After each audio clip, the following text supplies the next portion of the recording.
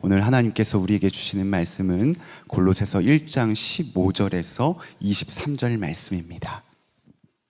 그 아들은 보이지 않는 하나님의 형상이시요 모든 피조물보다 먼저 나신 분이십니다. 만물이 그분 안에서 창조되었습니다. 하늘에 있는 것들과 땅에 있는 것들, 보이는 것들과 보이지 않는 것들, 왕권이나 주권이나 권력이나 권세나 할 것 없이 모든 것이 그분으로 말미암아 창조되었고 그분을 위하여 창조되었습니다. 그분은 만물보다 먼저 계시고 만물은 그분 안에서 존속합니다. 그분은 교회라는 몸의 머리이십니다. 그는 근원이시며 죽은 사람들 가운데서 제일 먼저 살아나신 분이십니다. 이는 그분이 만물 가운데서 으뜸이 되시기 위함입니다. 하나님께서는 그분의 안에 모든 충만함을 머무르게 하시기를 기뻐하시고 그분의 십자가의 피로 평화를 이루셔서 그분으로 말미암아 만물을 곧 땅에 있는 것들이나 하늘에 있는 것들이나 다 자기와 기꺼이 화해시키셨습니다. 전에 여러분은 악한 일로 하나님을 멀리 떠나 있었고 마음으로 하나님과 원수가 되어 있었습니다. 그러나 지금은 하나님께서 그리스도의 죽으심을 통하여 그분의 육신의 몸으로 여러분과 화해하셔서 여러분을 거룩하고 흠이 없고 책망할 것이 없는 사람으로 자기 앞에 내세우셨습니다. 그러므로 여러분은 믿음의 튼튼히 털을 잡아 굳건히 서 있어야 하며 여러분이 들은 복음의 소망에서 떠나지 말아야 합니다. 이 복음은 하늘 아래 있는 모든 피조물에게 전파되었으며 나 바울은 이 복음의 일꾼이 되었습니다. 아멘. 하나님의 말씀입니다. 자리에 앉으시겠습니다. 여러분 정말 예수님을 믿되 오직 예수의 믿음을 가지시게 되기를 축복합니다. 벌써 2년째가 되는군요. 작년에도 그랬고 올해도 문화체육관광부에서 공식적으로 발표한 한국 종교 인구 조사 결과를 보면 기독교 교인 수가 제일 많은 것으로 나옵니다.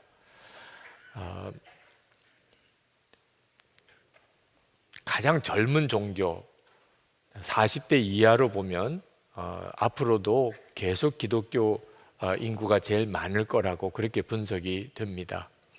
기독교 인구만 증가가 되고 다른 모든 종교 인구는 다 줄어들고 있는 형편이기 때문에 특별하기도 합니다. 우리가 살고 있는 이 서울과 경기도 쪽을 보면 두 번째 종교인이 많은 불교와 비교해서 2배나 더 많은 기독교 교인이 있습니다. 저는 어릴 때 아주 기독교인 수가 적은 곳에서 자랐습니다. 우리나라 전체가 다 그랬지만 제가 살던 부산은 더 유난히 그랬습니다. 그래서 예수 믿는 사람이 좀 많아졌으면 좋겠다는 마음에 간절한 소원이 어릴 때부터 있었습니다. 자, 그런 뜻에서 보면 너무나 기쁜 일이죠. 그러나 마냥 기뻐하지만 그렇게 되지 않는 안타까움이 있습니다. 예수 믿는 사람이 많다는 것은 좋은 일이긴 하지만 그러나 중세 유럽을 보면 다 예수 믿는 사람이었습니다. 그런데 그 시대를 세계사는 암흑시기라고 표현하고 있습니다. 예수 믿는 사람이 그렇게 많은데도 좋은 평가를 받지 못하는 것이 역사가 보여주는 어쩔 수 없는 그런 교훈이기도 합니다. 자, 우리에게 있어서 중요한 것은 예수 믿는 사람의 수가 아니고 예수를 잘 믿는 사람의 수입니다. 여기 계신 여러분들은 다 예수님을 믿으시는 분이죠. 네, 여러분 중에 예수를 잘 믿으시는 분은 몇 분이나 되실까요? 오직 예수라고 표현한 것은 예수를 잘 믿는 사람이 되자 그런 뜻입니다. 사도 바울이 골로새 교회 교인들에게 이 골로새서를 쓴 것은 오직 예수의 믿음을 가지고 살라는 것입니다. 사도 바울이 이렇게 권한 것은 그 골로새 교회의 이단들이 아주 무섭게 성도들을 흔들고 있었기 때문입니다. 이단들이 주장하는 것은 아주 간단합니다. 예수님만 믿어서는 부족하다는 겁니다. 예수 믿는 건 좋은데 예수님만 믿어서는 부족하다. 아주 깊은 신비한 영적인 지혜도 있어서 그것도 알아야 되고 구약의 율법도 지키고 그리고 날도 지키고 음식 먹는 것에 대한 규정도 지키고 그리고 할례도 받고 그리고 어떤 고행이나 수행을 통해서 영성 훈련도 해야 된다. 그런 게 다 필요하다. 영성을 얻으려면 그렇게 해야 된다. 얼핏 일리가 있는 말씀 같잖아요. 네. 여러분들 중에도 꼭 예수만 믿어야 돼. 다른 종교나 철학에도 좋은 말씀도 많던데 그런 생각하시는 분도 있으실 겁니다.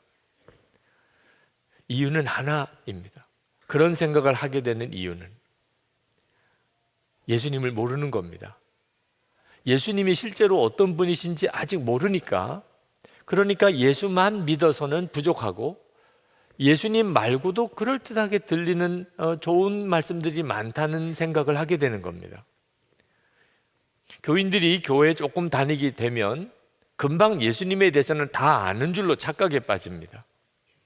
예수님 나도 알아 이렇게 되는 거죠. 대전에 있는 어느 장로님 이야기를 제가 들었습니다. 그 장로님은 중학교 교사이십니다. 어느 날 중학교 2학년 제자가 찾아와서 전도를 하더랍니다. 내가 장로야. 그랬더니 알고 왔다는 거예요. 장로님이신 줄 알고 전도를 왔다는 겁니다. 어이가 없어서 너 어떻게 나에게 전도를 하려고 그러냐. 알고 보니까 신천지에 빠져있는 아이들이에요. 신천지에서 배운 교리를 가지고 우리 장로님이 이걸 모를 거야. 장로님은 아주 타락한 교회에 지금 소속되어 있으니 내가 사랑하는 우리 선생님을 구원해야 되겠다. 그런 사명감을 가지고 온 거예요. 장로님이 하도 어이가 없어서 너 그러면 너가 말하려고 하는 것을 한번 써서 나에게 달라고 그랬어요. 그랬더니 그렇게 하겠다고 하더래요. 그래서 A4 용지를 주었더니 한 장 더 달라고 그러고 또 더 달라고 그러고 넉 장을 쓰더랍니다. 깜짝 놀랐대요. 그래서 섬기는 교회에 주일에 와서 중등부 아이들을 만났습니다. 그리고 중등부 아이들에게 너는 왜 예수를 믿어야 되는지, 도대체 예수님이 어떤 분이길래 그렇게 예수를 믿어야 되는지 한번 써봐라 그랬어요. 그랬더니 한 서너 줄 쓰는 아이도 힘들더래요. 여러분 같으면 여러분 몇 장쯤 쓸 것 같습니까? 예수님을 왜 믿어야 되는지, 도대체 예수님은 누구신지 여러분은 얼만큼 알고 계시나요?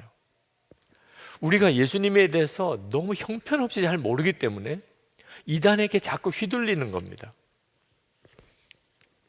오직 예수는 광신자가 되라는 말 아닙니다. 이 오직이라고 붙이는 것 자체가 문제가 되는 게 아닙니다. 대상을 어떤 대상에게 붙이느냐가 문제인 거죠. 여러분, 오직 남편, 오직 아내, 그게 문제입니까? 안 그러니까 문제인 거죠. 남편의 입장에서는 오직 아내여야 하고 아내 입장에서는 오직 남편이어야죠. 그게 안 되니까 문제 아닙니까? 거짓신이나 우상에게 오직이라고 붙이면 그건 망하는 길이죠. 돈이나 성공에 오직 돈, 오직 성공, 그러면 주변 사람들까지 다 어려워지는 거죠. 대상이 어떤 대상이냐에 따라 다른 거예요. 예수님은 하나님이시고 만왕의 왕이십니다. 그러니 예수님을 믿어도 오직 예수로 믿어야 복이 있는 거죠. 정말 잘 사는 길이 그 길인 것입니다. 하나님께서 이스라엘 백성들에게 하나님을 믿게 하시는데 그냥 믿는 것도 하나님은 성에 안 차셨어요. 신명기 6장 4절 5절에 보면 이스라엘아 들으라, 우리 하나님 여호와는 오직 유일한 여호와시니 너는 마음을 다하고 뜻을 다하고 힘을 다하여 내 하나님 여호와를 사랑하라. 이게 오직 하나님 아닙니까? 오직 마음을 다하고 뜻을 다하고 힘을 다하여 하나님을 사랑하라. 그렇게 하나님을 믿으라는 겁니다. 왜 그렇게 말씀하시죠? 그 삶이 복이 있는 삶이니까. 신명기 28장 3절에 성읍에서도 복을 받고 들에서도 복을 받을 것이며 내 몸의 자녀와 내 토지의 소산과 내 짐승의 새끼와 소와 양의 새끼가 복을 받을 것이며 내 광주리와 떡반죽 그릇이 복을 받을 것이며 내가 들어와도 복을 받고 나가도 복을 받을 것이니라. 나는 그런 복을 못 받았는데, 그렇게 말하지 말고 정말 마음과 뜻과 성품, 힘을 다하여 내가 하나님을 사랑하고 있는가? 정말 오직 예수의 믿음으로 내가 예수님을 믿고 있는지를 먼저 점검하셔야 하는 겁니다. 도대체 예수님이 어떤 분이시길래 이렇게 오직 예수여야 한다는 것인가? 사도 바울이 예수님이 어떤 분이신가에 대하여 이어서 말씀을 하십니다. 한마디로 말하면 첫 번째로 예수님은 하나님이시라는, 창조주 하나님과 동일하신 분이라는. 15절 16절에 그 아들은 보이지 않는 하나님의 형상이시오 모든 피조물보다 먼저 나신 분이십니다. 만물이 그분 안에서 창조되었습니다. 놀라운 말씀입니다. 예수님은 창조주 하나님이십니다. 그래서 하늘에 있는 것들과 땅에 있는 것들, 보이는 것들과 보이지 않는 것들, 왕권이나 주권이나 권력이나 권세나 할 것 없이 모든 것이 그분으로 말미암아 창조되었고 그분을 위하여 창조되었습니다. 그분은 만물보다 먼저 계시고 만물은 그분 안에서 존속합니다. 예수님이 바로 이분이십니다. 18절에 보면 예수님은 또한 당신의 몸인 교회의 머리이십니다. 우리는 이렇게 모여서 교회로 모이고 예수님은 저 하늘에 계신 게 아닙니다. 우리는 예수님의 몸이고 예수님은 우리의 머리이십니다. 예수님은 모든 존재의 근원이십니다. 예수님은 부활의 첫 열매이십니다. 예수님은 만물의 으뜸이십니다. 어떤 사람은 오직 예수라면 가정도 직장도 다 내팽개치는 그런 사람을 생각하는 사람도 있습니다. 실제로 우리 주변에 예수 잘 믿는다고 하면서 가정도 소홀히 하고 그리고 직장도 소홀히 하는 사람도 있습니다. 그 사람은 예수를 잘 믿는 사람이 아닙니다. 자기가 그렇게 말을 하는 것뿐이지. 예수를 잘 믿는데 그렇게 할 수가 없습니다. 이사야 11장 2절에 보면 여호와의 영 곧 지혜와 총명의 영이요 모략과 재능의 영이요 지식과 여호와를 경외하는 영이라고 했습니다. 하나님의 이 모든 충만함이 예수님 안에 있습니다. 19절 말씀에 하나님께서는 그분 안에 모든 충만함을 머무르게 하시기를 기뻐하시고, 그러므로 예수님 안에는 지혜와 총명 그리고 모략과 재능 그리고 지식, 그게 충만하신 분입니다. 그러므로 우리가 오직 예수의 믿음으로 살게 되면 우리의 삶이 지혜롭고 총명한 삶이 되는 겁니다. 재능이 있는 삶이 되는 겁니다. 별 볼 일 없는 것 같은 두 사람이 만나서 가정을 꾸렸는데 얼마나 천국 같은 가정을 이루고 사는지, 아주 하찮은 일을 하는 것 같은데 얼마나 아름다운 기업을 만들어내는지. 왜? 예수님 안에서는 하나님의 지혜와 총명함과 지식과 모략과 재능이 충만하신 분이시기 때문에 그렇습니다. 삶이 반듯해지고 가정과 일터가 놀랍게 일어나게 됩니다. 부패한 나라들에 가보면 대부분 미신이 강합니다. 미신이 뭡니까? 귀신에게 재물을 바치고 복을 구하는 것입니다. 다시 말하면 귀신에게 뇌물을 쓰는 거예요. 자, 자기가 섬기는 귀신이 뇌물을 받는 신입니다. 그러니까 그 사회에는 뇌물을 주고 받는 게 특별한 죄책감이 없습니다. 뇌물을 안 주면 사람이 매정한 인정머리 없는 사람처럼 취급을 합니다. 그런데 신명기 10장 17절에 보면 하나님은 뇌물을 받지 않는 신이라고 나옵니다. 그래서 정말 오직 예수로 살게 되면 뇌물 줄 수가 없고 받을 수도 없습니다. 오직 예수의 믿음을 가져야 죄와 악에서 흔들리지 않는 것입니다. 뿐만 아니라 예수님은 하나님과 우리를 화해시키신 분입니다. 20절에 보면 그분의 십자가의 피로 평화를 이루셔서 그분으로 말미암아 만물을, 곧 땅에 있는 것들이나 하늘에 있는 것들이나 다 자기와 기꺼이 화해시키셨습니다. 예수님은 저와 여러분을 위해서 십자가에 피 흘려 죽으신 분입니다.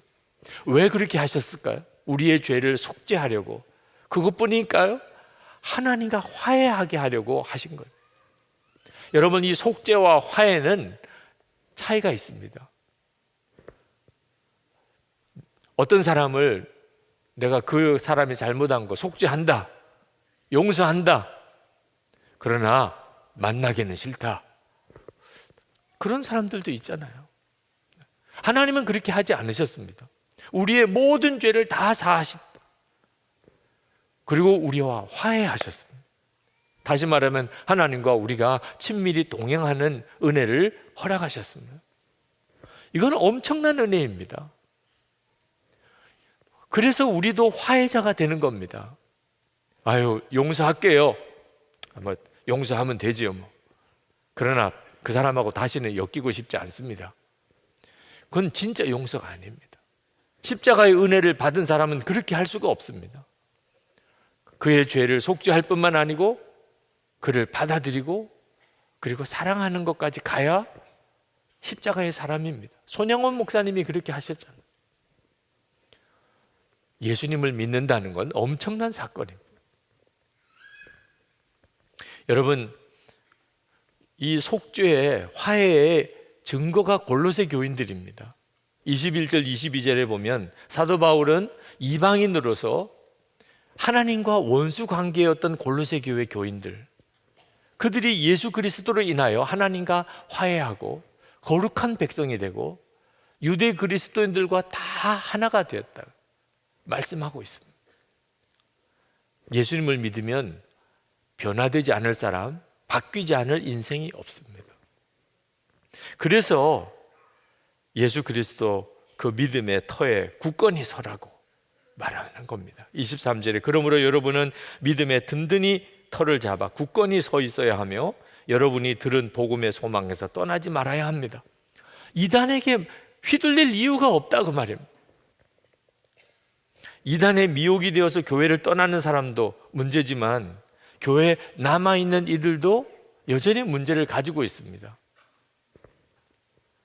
나는 죽고 예수로 사는 것이 부담스러운 사람, 오직 예수 이렇게 말하는 것이 아직도 마음에 이렇게 안 와닿는 사람, 그러면서도 교회는 다닙니다. 여러분, 절대로 이런 상태에서 머물러 있으시면 안 됩니다. 그 사람은 언제 믿음 다 무너지고 이단에 휩쓸릴지 모르는 사람입니다. 이미 마음은 그런 상태에 있는 사람입니다.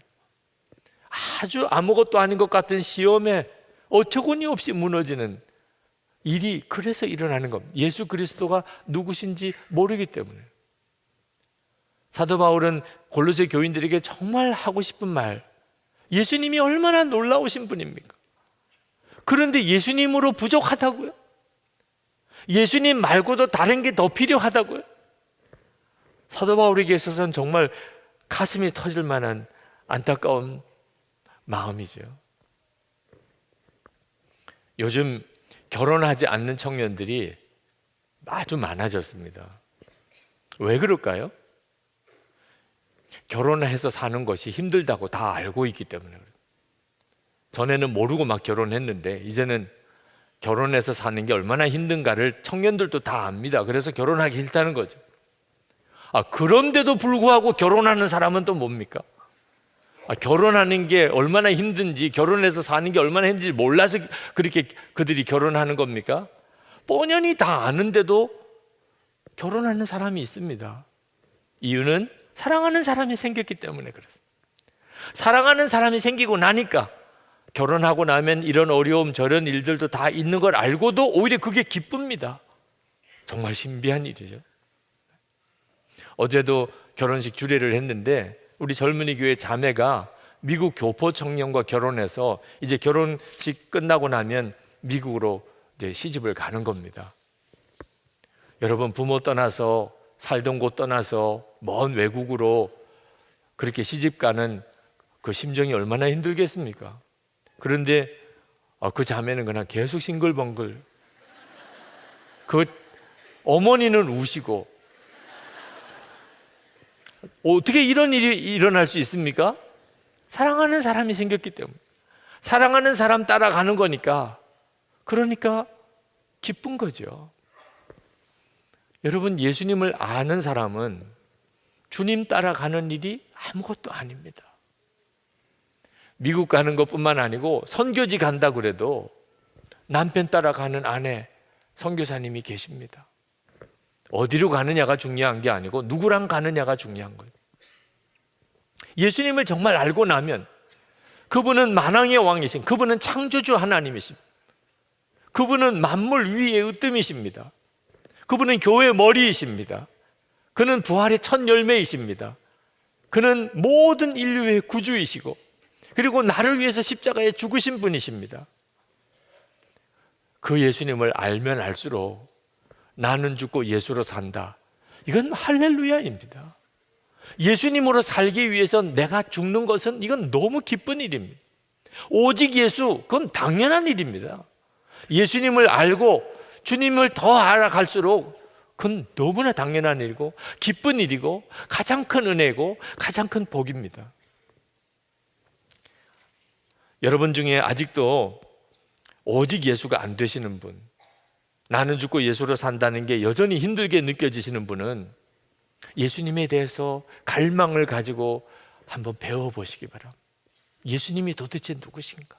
사도 바울은 오늘 23절 말씀 하반절에 나 바울은 이 복음의 일꾼이 되었습니다 라고 말했는데, 이 복음의 일꾼이라는 말은 순교자가 됐다는 뜻입니다.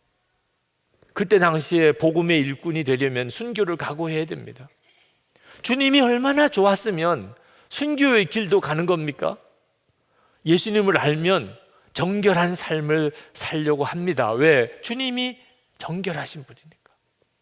예수님을 알면 좀 힘들고 어려워도 정직하게 살려고 합니다.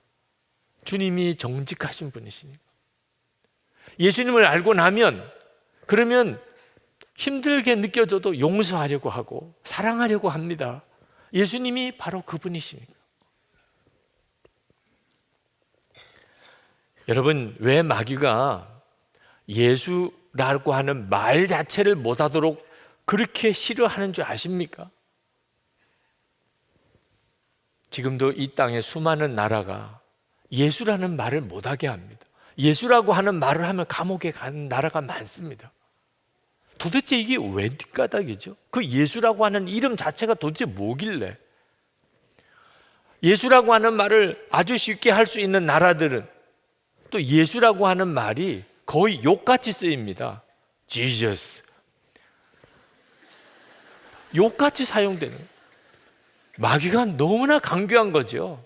예수라고 하는 그 이름을 완전히 훼손시켜버려요. 급한 일, 당황스러운 일, 난감한 일, 거의 막 흥분해서 화가 날 때 지저스라고 하는 이름을 쓰게 하면 안 돼요. 근데 여러분, 그 배우를 알아야 하는 거예요. 도대체 예수라고 하는 이름이 무엇이길래 마귀가 이토록 예수라는 말을 하지도 못하고 듣지도 못하게 하고, 만약에 예수라는 말을 하면 거의 욕처럼 쓰게 만들까요? 우리가 예수님에 대해서 전혀 모르게 하고 싶은 거예요. 마귀가 원하는 거예요. 그러니 여러분, 정신 차려야 하죠. 내가 아직도 오직 예수가 안 된다면 예수님을 더 알아야 하는 거죠. 내가 예수님에 대해서 더 알아야 되겠다, 그런 마음 가져야 하잖아요. 어떤 분이 저에게 목사님, 예수님이라면 목사님이 전문이시잖아요. 목사님이 더 많이 연구하셔서 우리에게 말씀을 전해주시면 되잖아요. 우리가 연구할 게 뭐 있어요? 아니, 남에게 맡길 일이 따로 있지. 아니, 정말 정신 똑바로 차려야죠. 남에게 맡길 일이 따로 있지, 예수님을 아는 것에 대해서 누가 전문가가 따로 있습니까? 여러분 자신이 전문가여야죠. 예수님, 그러면 여러분 자신이 가장 많이 아는 사람 되어야죠. 영국의 기독교 저술가였던 체스터턴이 평범하고 기본적인 인간의 활동마저도 전문가들의 독점에 가는 경향에 대하여 이렇게 지적했습니다. 식구들이 식탁에 둘러 찬송하던 것이 그리 옛날 일이 아니다. 그런데 지금은 한 사람이 마이크 앞에서 대신 노래를 불러준다. 다른 사람들보다 노래를 더 잘 부른다는 터무니없는 이유로 말이다. 만약 일이 이런 식으로 계속된다면 다른 사람들보다 더 잘 웃을 수 있다는 이유로 한 사람만이 웃게 될 날이 오고 말 것이다. 여러분, 예수님에 대한 전문가가 따로 있는 거 아닙니다. 제 마음의 갈망은 주님을 향하여 있습니다. 여러분도 마찬가지여야 하는 거예요. 예수님 더 알고 싶어요. 주님 정말 더 알고 싶어요. 여러분 중에는 예수를 잘 믿고는 싶은데 도무지 예수 잘 믿는다고 말할 자신이 없어서 좌절에 빠진 분들이 있으실 겁니다. 여러분, 그 좌절을 기대로 바꾸세요. 내가 알지 못하는 예수님, 내가 아직도 다 온전히 알지 못하는 그 엄청난 예수님에 대한 놀라운 하나님, 신비한 지식이 있다. 기대가 되잖아요. 예수님에 대해서 더 알게 돼요. 예수님을 더 많이 배우게 돼요. 예수님에 대해서 정말 눈이 뜨이는 그런 세계가 내 앞에 기다리고 있어요. 주님이 그렇게 해주실 거예요. 내가 아직도 예수님을 잘 몰라서 이 정도밖에 안 되는 거구나. 주님, 제 눈을 열어주십시오. 도대체 사도 바울은 어떤 사람이길래 나는 죽고 예수로 산다고 그렇게 고백할 수 있었습니까? 도대체 오직 예수라고 말하는 것은 도대체 무엇이길래 그렇게 말하는 것입니까? 저로 알게 해주세요. 주님이 여러분을 그렇게 도와주실 것입니다. 여러분이 만약에 집에서 어떤 아주 옛날 책을 하나 발견해서 이렇게 펼쳐보니까 깜짝 놀라게도 여러분의 집안의 비밀이 그 속에 들어있어요. 보통 가문이 아니에요. 보통 가문이. 우리 가문의 조상이 보통 사람이 아니에요. 여러분의 존재가 보통 존재가 아니에요.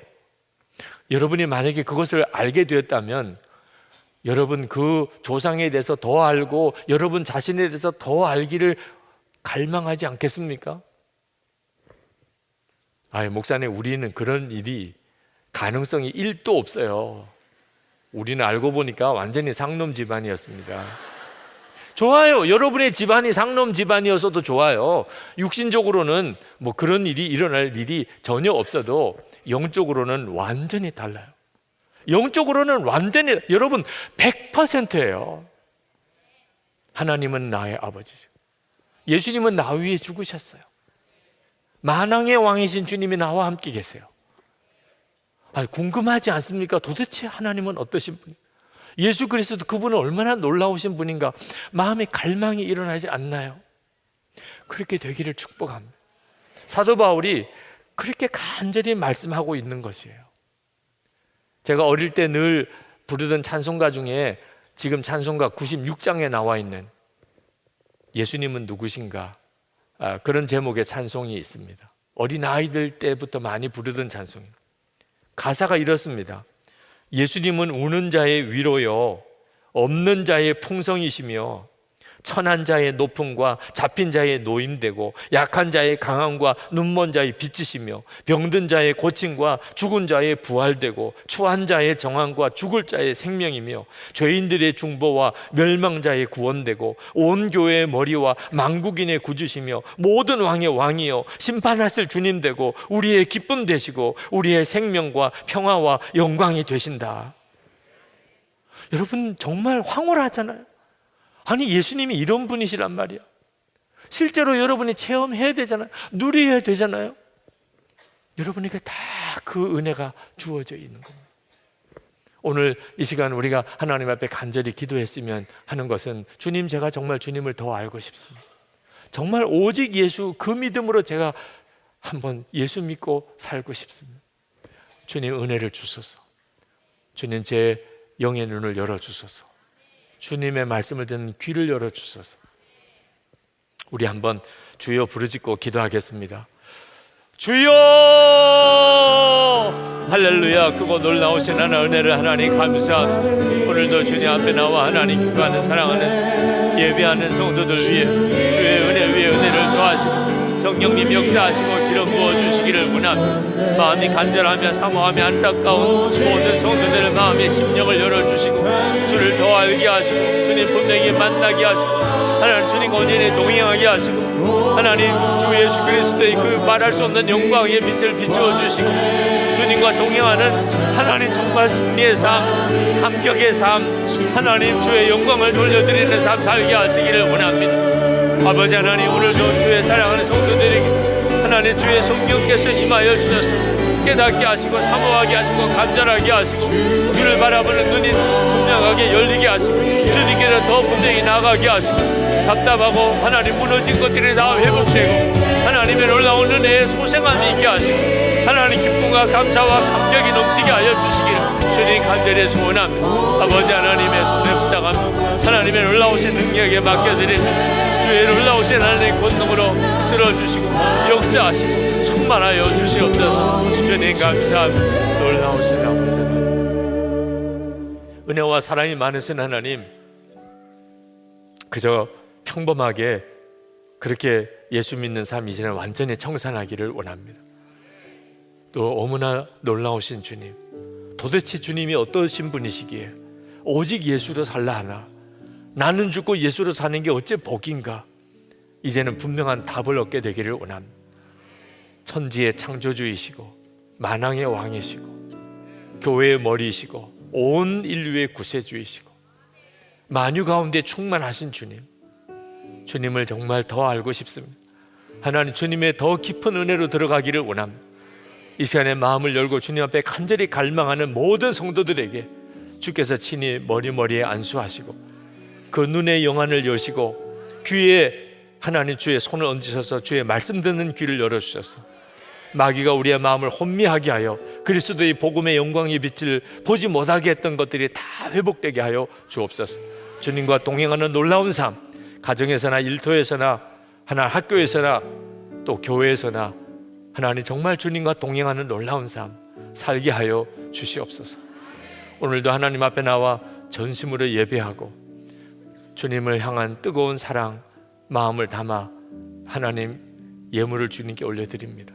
온전한 12일주를 드리고 감사의 예물을 드리고 선교 헌금을 드리고 또 어려운 이들을 돕는 구제의 헌금을 드립니다.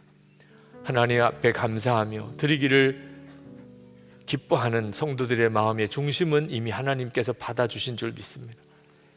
하나님, 저들의 삶 속에 주께서 베푸실 말할 수 없는 은혜가 또한 풍성하게 하여 주옵소서. 어디서든지 하나님의 자녀답게 정말 소금처럼 빛처럼 그렇게 살게 하소서. 육신의 강건함을 주소서.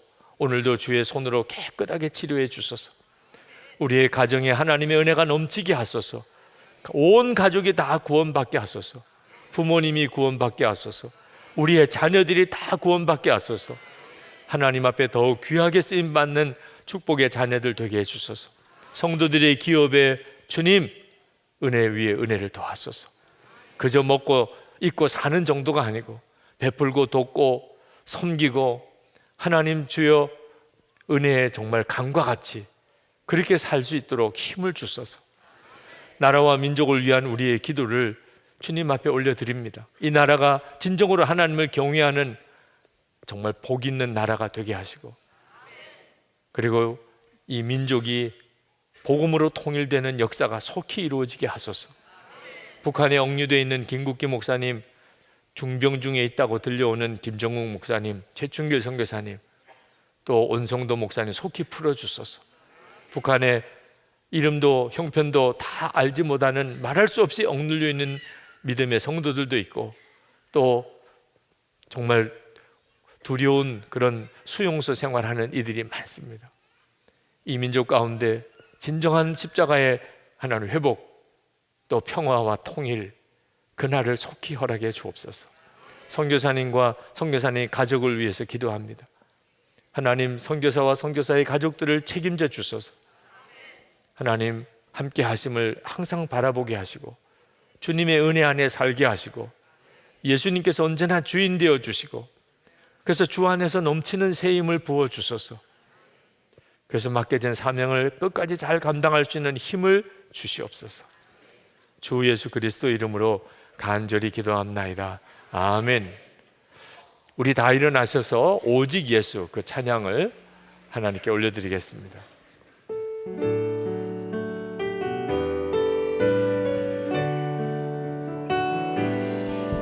온 땅 위에 홀로 높으신 이름 하늘 위 높이 들리셨네. 온 땅 위에 홀로 높으신 이름 영광과 존귀와 찬양 오직 예수 다른 이름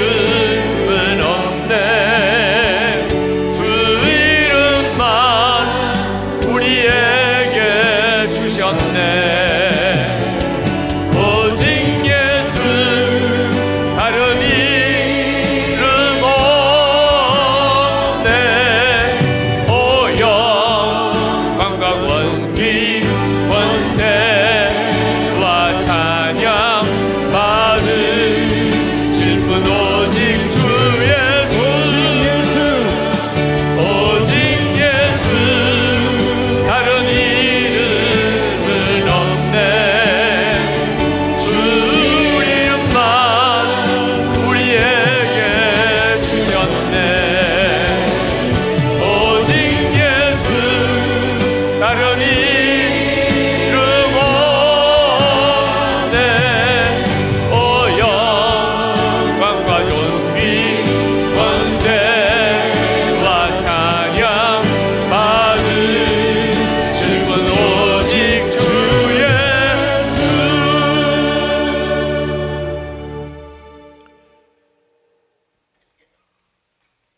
주 예수님의 은혜와 하나님의 사랑하심과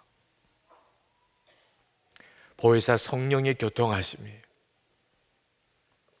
예배 후에 돌아가는 모든 성도들과 함께 하시기를 축원하옵나이다. 아멘.